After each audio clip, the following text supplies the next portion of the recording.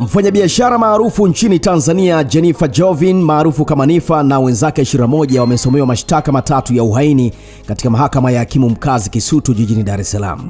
Nifa mwenye umri wa miaka 26 na wenzake hao wamesomewa mashtaka yao mbele ya hakimu mkazi mkuu Aaron Lyamuya na jopo la mawakili wa serikali wakiongozwa na Hemed Halfan. Katika shtaka la kwanza linawakabili watuhumiwa wote 22 akiwemo Nifa, ambapo wanadaiwa kati ya Oktoba 1 hadi 29 mwaka 2025 katika maeneo mbalimbali ndani ya wilaya ya Ubungo jijini Dar es Salaam walipanga njama ya kutenda kosa la uhaini.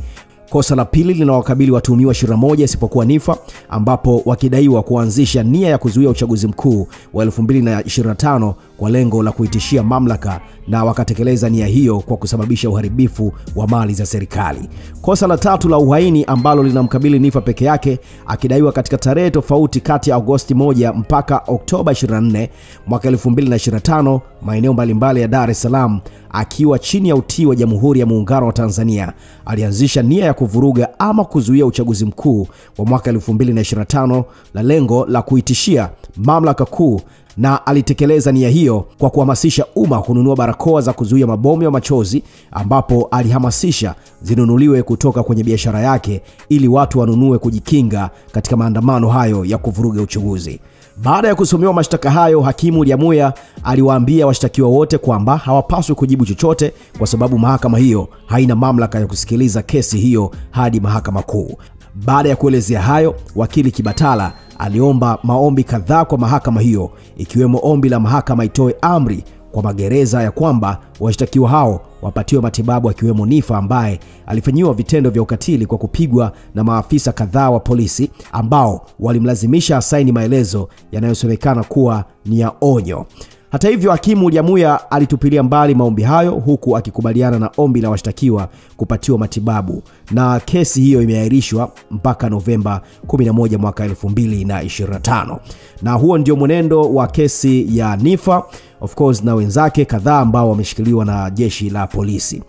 Msikilize hapa wakili Kibatala wakati akizungumza na vyombo vya habari baada ya kesi hiyo, lakini vile vile unaweza kutazama namna ambavyo msafara huu wa magari ya magereza ukitoka Kisutu kuelekea huko ambako wao wamehifadhiwa.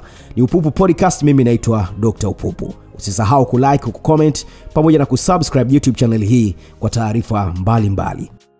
La Nifa ambalo ameshtakiwa peke yake, kwanza ameshtakiwa mashtaka mawili: kula njama ya kutenda uhaini kama shtaka la kwanza kwa washtakiwa wote 22, halafu mshtakiwa wa pili mpaka wa 22 wameshtakiwa kosa la uhaini kwa sababu pamoja na mambo mengine waliharibu miundombinu mali ya serikali.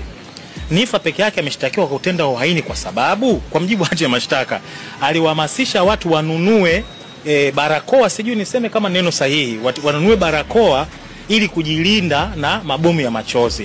Sio maneno yangu, ndio maelezo ya hati ya mashtaka. Sasa mtu yote anaweza akawa na maoni, sasa hata kama sio mwanasheria akawa na maoni iwapo hiyo ni uhaini au la, lakini sasa kwa sababu liko mahakamani, wacha tutachakatwa mahakamani, mahakama itoe majibu kwamba kweli mtu kuwaalika watu wanunue barakoa ili kujikinga na mabomu ya machozi wakati wa uchaguzi mkuu mahati ya mashtaka, mimi mambo ya uchaguzi mkuu ilikuwepo kwa mimi sijui, lakini nasema hati ya mashtaka inataja uchaguzi mkuu iwapo ni uhaini. Kwa hiyo hayo ndio mashtaka ya Nifa.